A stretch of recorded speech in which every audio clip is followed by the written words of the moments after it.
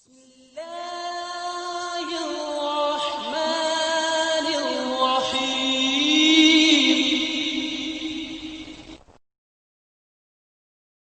رب اشرح لي صدري ويسر لي أمري واحلل عقدة من لساني يفقه قولي.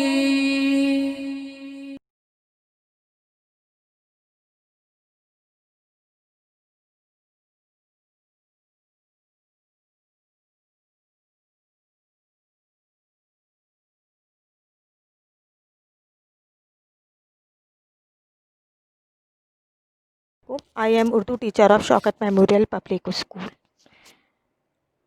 क्लास 7 आपका सवाल नंबर 1 दिया गया है आपके सिलेबस में, अगस्त के सिलेबस में मुकालमा निगारी। इसका मौजू है इल्म की अहमियत। इल्म की अहमियत में मैं सबसे पहले नबी करीम सल्लल्लाहु अलैहि वसल्लम जो हमारे हादी और रहबर पैगंबर हैं और इस शख्सियत की वजह से दो आलम में अपनी मिसाल आप रखते हैं। इस अजीम मुक़द्दस शख्सियत का एक नहायत रोशन पहलू ये भी था कि खालिक कायनात ने इस ज़ात को मौल्लिम होने का शर्फ भी बख्शा था। इसी हकीकत की तरफ हुज़ूर सल्लल्लाहु अलैहि वसल्लम ने ख़ुद यूँ इशारा फरमाया कि बेशक मुझे मौल्लिम बनाकर भेजा गया। कुरान मजीद में खालिक कायनात ने आप सल्लल्लाहु अलैहि वसल्लम को किताब व हिकमत का मौल्लिम करार दिया।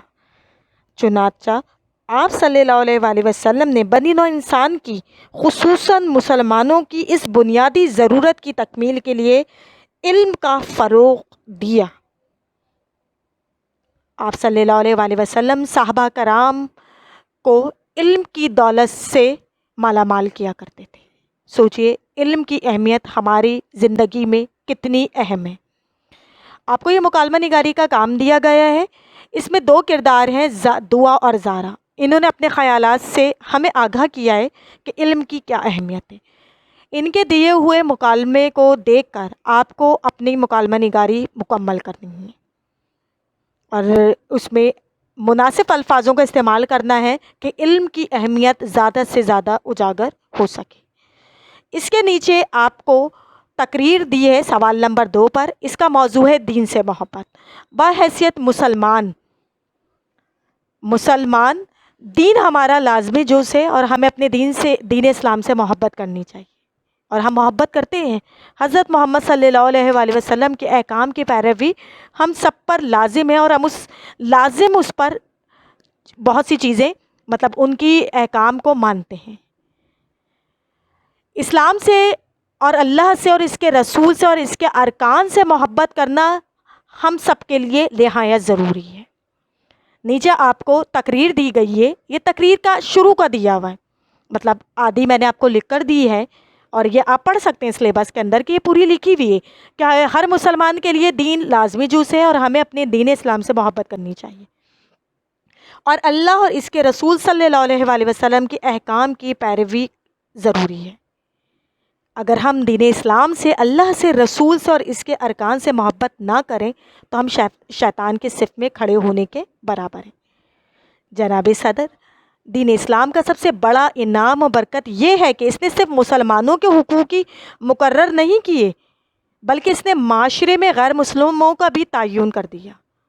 अल्लाह ताला ने कुरान मजीद में इरशाद फरमाते हैं कि काफिर, मुश्रिक और दूसरे गैर मुस्लिम हरगिज़ हमारे दोस्त नहीं हो सकते, लेकिन इसके बावजूद हमें गैर मुस्लिमों के साथ हुस्न सलूक से पेश आने की हिदायत की है। नबी का दौर था ना, कुफ़ार यानी काफिर जो थे उनकी तादाद ज़्यादा थी। नबी पाक सल्लल्लाहु अलैहि वसल्लम को अल्लाह के दीन को आगे बढ़ाना था। उन्होंने उन लोगों के साथ गुज़र बसर किया, तो उन्होंने ये नहीं कहा कि मैंने मुश्किल का वक्त गुजारा, लोगों ने मुझ पर कचरा फेंक दिया तो मुझे मारते थे पत्थरों से तो मैं लहू लहान हो जाता था। उन्होंने कहा उनके साथ तुम नेक हुस्न सलूक से पेश आओ मगर उनके जैसे मत बन जाओ। और ये बात को याद रखो, गैर मुस्लिम आपके कभी भी आपके दोस्त नहीं हो सकते।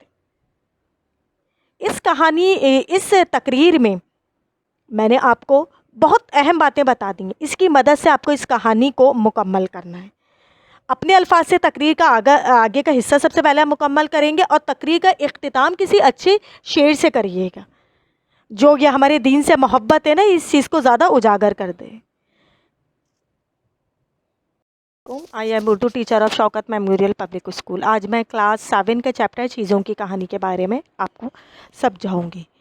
وہ رب کائنات جس نے یہ دنیا بنائی ہے، اسی نے غور و فکر کرنے کی ہدایت بھی دی تاکہ ہم اس کی عطا کردہ نعمتوں سے زیادہ فائدہ اٹھائیں اور اپنی زندگی آسان بنائیں۔ ایجاد کے لغوی معنی کوئی نئی چیز بنانا ہے۔ ہماری زندگی ایجادات کی بدولت بہت آسان اور پرانے زمانے سے بہت مختلف ہو گئی ہے۔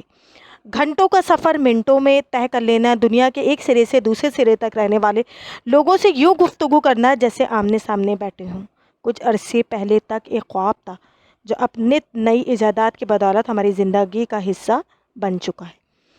پہیے کی ایجاد سے کمپیوٹر تک تمام چیزوں کی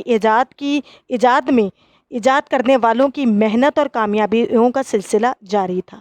موجودہ زمانے کی زیادہ تر بڑی اور اہم ایجادات گزشتہ 100 سال ہی میں ہوئی۔ یہ ایجادات کا یہ سلسلہ ابھی تک جاری ہے، اور جب تک انسان سوچنے اور تجربات کرنے پر آمادہ رہے گا یہ سلسلہ جاری رہے گا۔ مگر ایک زمانہ ایسا تھا جب لوگوں کو اس طرح کی بس تھوڑی سی سہولتوں کے ساتھ گزارا کرنا پڑتا تھا۔ اس سے پہلے ایک زمانہ ایسا بھی تھا جب ان میں سے کوئی بھی سہولت موجود نہیں تھی۔ اس وقت ہر آدمی کو سخت گیر فطرت کے خلاف جد و جہد کرنا پڑتی تھی۔ زندہ رہنا اسی جد و جہد کا نام تھا۔ اپنے ذہن کو استعمال کر کے آدمی نے رفتہ رفتہ اپنے روز و شب کو آسان بنا لیا۔ اس نے موسم کی سختی پہ قابو پانے کے لیے طریقے ڈھونڈے، کام آسان بنانے کے لیے اوزار ڈھالے۔ جوں وقت گزرتا گیا لوگوں نے اپنی زندگی کو آسان سے آسان بنانے کے نت نئے طریقے ڈھونڈ لیے۔ انہوں نے مٹی سے برتن بنائے جس میں کھانا پکا سکیں اور پکا ہوا کھانا رکھ سکیں۔ لیکن یہ ساری چیزیں ایک دن میں حاصل نہیں ہوئیں۔ چیزیں بھی لوگوں کی طرح بڑھتی اور بدلتی رہتی ہیں۔ اس کتاب میں چیزوں کی یہی کہانی بیان کی گئی ہے۔ پرانے زمانے میں لوگوں کے برخلاف اگر آج کا انسان اپنی زندگی کا موازنہ کرے تو وہ ایک دن میں کتنی ساری چیزوں کا استعمال کرتا ہے اور وہ اس کا اب عادی بن گیا ہے۔ یہ چیزیں ہمیشہ سے موجود نہیں تھیں، انسان کو اپنی ضرورت کے لیے چیزوں کو ایجاد کرنا پڑا۔ چیزوں کی یہ کہانی بتاتی ہے کہ مختلف زمانوں میں انسان نے کیسے ان چیزوں کو بنایا اور تبدیل کیا۔ مختلف ملکوں اور مختلف زمانوں سے ہوتی ہوئی چیزیں آخر اس شکل میں کیسے پہنچیں جس سے ہم مانوس ہیں۔ اللہ رب العزت نے ہمیں قدرتی وسائل دیے تھے، پانی ہے اور روشنی، سورج کے ذریعے ہمیں روشنی ملتی تھی، اور پھر انسان میں شعور آتا گیا تو لباس کا فرق آیا، لباس کا پہننا اوڑھنا، کھانا پینا، یعنی انسان نہ پہلے گھروں میں رہتا تھا، غاروں میں رہتا تھا۔ انسان نے آہستہ آہستہ ان چیزوں کا آغاز کیا۔ آج اگر ہم دنیا اپنی زندگی میں نظر اٹھائیں تو ہم اتنے کام کر رہے ہوتے ہیں، کبھی ہم اس بات کو جانتے ہیں یہ تمام چیزیں اگر ایجاد نہیں ہوتی تو ہماری زندگی کیا ہوتی؟ جیسے میں آپ کو پہلی چیز سمجھاؤں گی، بتی یعنی روشنی۔ ابتدا میں انسان کے پاس روشنی کا صرف ایک ذریعہ تھا، سورج اور چاند اور ستارے انسان کے لیے روشنی کے واحد ذریعہ بنے۔ جب اندھیرا ہو جاتا لوگ جو بھی کام کر رہے ہوتے تھے اسے چھوڑ دیتے اور سونے کی تیاری کرنے لگتے۔ اس وقت روشنی محدود تھی، مطلب جب تک روشنی ہے جب تک کام کریے، جیسے ہی اندھیرا ہوا آپ اپنے اپنے کام کو چھوڑ دیجئے اور سونے کا وقت اسٹارٹ ہو گیا، مطلب شروع ہو گیا۔ اگر آج ہم دیکھیں ہم پوری رات بھی جاگے تو روشنی ہمارے پاس ہر وقت موجود رہتی ہے، کیونکہ یہ ایک بتی کا کھٹکا ہے، یعنی ایک ہم بٹن کو دباتے ہیں اور روشنی ہمارے چاروں طرف چمکنے لگتی۔ پرانے زمانے میں روشنی بہت محدود تھی، اندھیرا بہت خوفناک اور طاقتور تھا۔ لوگ جو تھے وہ اس چیز سے کیا تھے، چیز کے لیے بیچارے خوف زیادہ رہتے تھے، کیونکہ خوف آتا تھا اندھیرے میں۔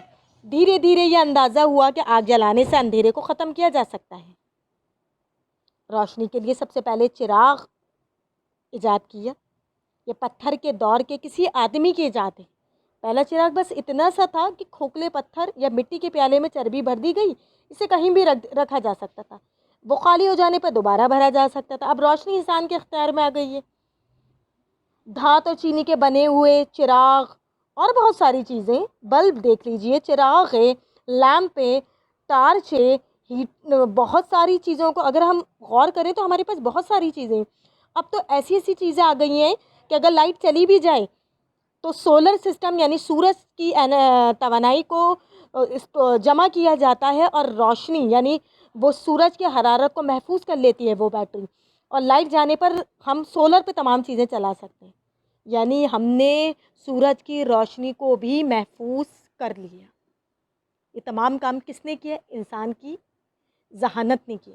انسان ذہین بنا نا، اس نے اس چیز پہ کام کیا، اور اس کام سے آج اگر ہم زندگی کی چیزیں دیکھیں تو ایسی ایسی چیزیں ہمیں نظر آتی ہیں کہ ہماری عقل حیران رہ جاتی ہے۔ اب اندھیرا جو ہے، یہ لفظ اندھیرا میرے خیال سے تو لغت میں سے ختم ہی ہو گیا۔ یہ پرانے دور کا الفاظ تھا، اندھیرا ہو جانا۔ اذان ہوئی اور ختم، بس اب زندگی مختصر ہوگی، سو جاؤ۔ صبح صبح اجالا ہوا اور دنیا کے کام شروع ہوئے۔ آج کے دور میں یہ تمام چیزیں عجیب سی لگتی ہیں، کیونکہ انسان نے ایجادات کی اتنی لمبی فہرست بنا دی ہے کہ انسان کے لیے بہت سی چیزیں اب بے معنی دکھنے لگی ہیں، اور انسان نے اپنے آپ کو چیزوں کی وجہ سے مشہور کیا۔ بجلی سے چلنے والی روشنی کا ذریعہ بنانے والا تھامس ایڈیسن تھا، جس نے بلب بنایا۔ اس نے گیس کے چولہوں کو ایک طریقے سے کیا کر دیا؟ ناکارہ ثابت کر دیا، یا اس کی ڈیمانڈ یا اس کی مانگ جو ہے وہ کم کر دی۔ ایک چھوٹا سا بٹن دبانے سے انسان کے آگے پیچھے روشنیاں ہی روشنیاں نظر آنے لگی۔ ایک چھوٹا سا کھٹکا دبانے سے آج کا انسان رات کو دن اور اندھیرے کو اجالے میں بنا سکتا ہے، تاریکی کو دفع کرنے کے لیے روشنیاں ہی روشنیاں بنا سکتا ہے۔ اسی پر علامہ اقبال نے کیا خوب کہا ہے، تو شب آفریدی چراغ آفریدم، تو نے رات بنائی میں نے چراغ بنایا۔ یہ چراغ انسان کی تلاش کا ایک کارنامہ ہے۔ دنیا کے اندھیرے کا خوف پرانے زمانے کے انسان میں اس طرح بیٹھ گیا ہوگا کہ ہم آج بھی خوشی کا اظہار روشنی جلا کر کرتے ہیں۔ پہلے کے لوگ تھوڑی کرتے تھے، مگر آج اگر ہم دیکھیں تو علامہ اقبال کے شعر سے میں بھی اتفاق کروں گی کہ واقعی روشنیاں، آج ہم خوشیاں مناتے ہیں تو روشنی کا اس میں سب سے زیادہ حصہ ہوتا ہے۔ انسان نے بتیاں بنائیں، چولہے بنائیں، ایسی ایسی چیزیں بنائی کہ انسان کی، میں اگر آپ سے کہوں تو انسان کے پاس اجالا کرنے کے لیے، مطلب روشنی کرنے کے لیے بہت چیزیں ہیں۔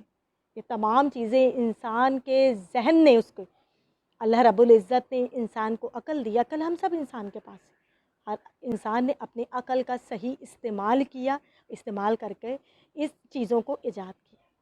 اس چیپٹر میں چیزوں کی ایجاد کے بارے میں بتایا ہے، اور موضوع میں سب سے سر فہرست جس موضوع کو لیا گیا ہے وہ ہے روشنی۔ چراغ سے وہ بن گئی، موم بتیاں آ گئیں، تو پھر وہ کیا کہتے ہیں لیمپ بن گئے، تو دوسری چیزیں بن گئی، یعنی کہ بہت ساری چیزیں۔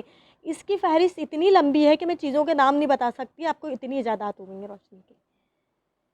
اسی لیے میں نے صحیح کہا نا کہ اس پہ علامہ اقبال نے صحیح کہا، انہوں نے اپنے شعر میں اس چیز کو کہا کہ تو شب آفریدی چراغ آفریدم، تو نے رات بنائی میں نے چراغ بنایا۔ یعنی اے اللہ، تو نے تو مجھے دنیا بنا کے دی تھی، میں نے اس میں ایسی ایسی ایجادات کی ہیں کہ انسانی عقل حیران ہو گئی۔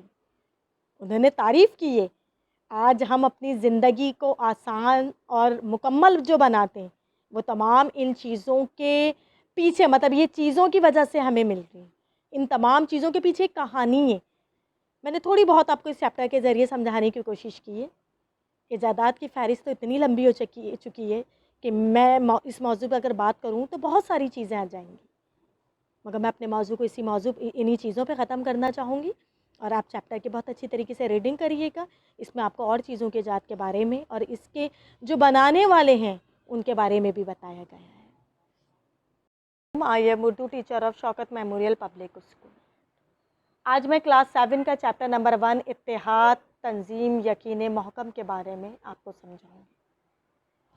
یہ الفاظ کا استعمال قائد اعظم نے پاکستان کی پہلی سالگرہ کے موقع پر خطاب کرتے ہوئے کہا، میں سب سے پہلے اس اتحاد کے بارے میں آپ کو بتاؤں گی کہ قوموں کی ترقی اور پستی، کمال اور زوال کا دار و مدار اتحاد پر ہے۔ اتحاد وہ روح ہے جو قوموں کو زندگی دیتا ہے۔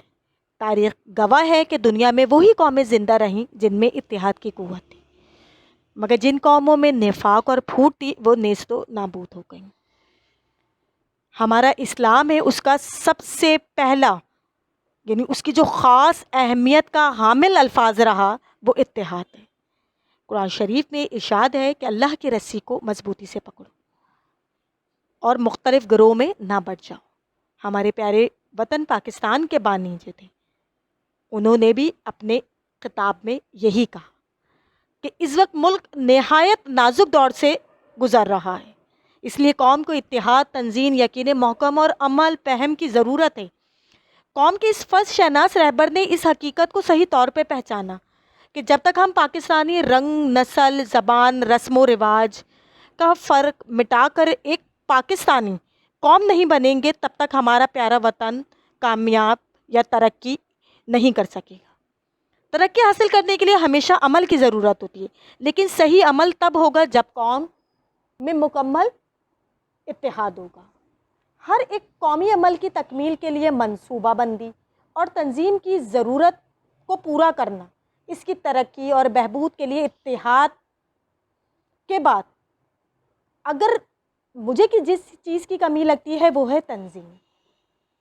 میں اس پر آپ کو ایک مثال دوں گی کہ فرض کریں کہ کسی فوج میں اتحاد اور اتفاق ہے، طاقت ہے، جنگی ساز و سامان بھی ہے، لیکن اگر اس فوج میں تنظیم نہیں ہے، یعنی ٹیم ورک نہیں ہے، تو وہ لوگ جنگ کے میدان میں کامیابی کے بجائے شکست کا سامنا کریں گے، کیونکہ تنظیم جو ہوتی ہے وہ اچھے برے خیالات ظاہر کیے جاتے ہیں تنظیم میں شامل لوگوں کے، اور وہ کام جلدی ہوتا ہے۔ تنظیم کا ہونا اتحاد کے بعد سب سے بڑا، اگر میں کہوں تو تنظیم لازمی جز ہے۔ جب تک تنظیم نہیں ہوگی، اتحاد ہے ہم میں اور اگر ہم میں کوئی ڈسپلین نہیں ہے، ڈسپلین مطلب کوئی ترتیب نہیں ہے، کوئی ٹیم ورک نہیں ہے کہ ہمیں پہلے یہ کرنا ہے پھر یوں کرنا ہے، یعنی ہم نے کوئی پلاننگ نہیں کی ہے، تو ہمیں شکست حاصل ہوگی۔ کیونکہ جب ہم میدان کسی جنگ میں جائیں گے اور اگر ہمارے پاس پلاننگ ہی نہیں ہے، ہم نے پہلے فائرنگ کر دی اور بعد میں سب کچھ ہوا اور ہمارا اسلحہ ختم ہو گیا، مطلب یہ ٹیم ورک نہیں ہے نا، یعنی ہم نے مل کر کام نہیں کیا، تو ہمارے کام میں بہت زیادہ غلطیاں ہوں۔ اسی لیے اتحاد کے بعد تنظیم لازمی جز ہے کامیاب ہونے کے لیے۔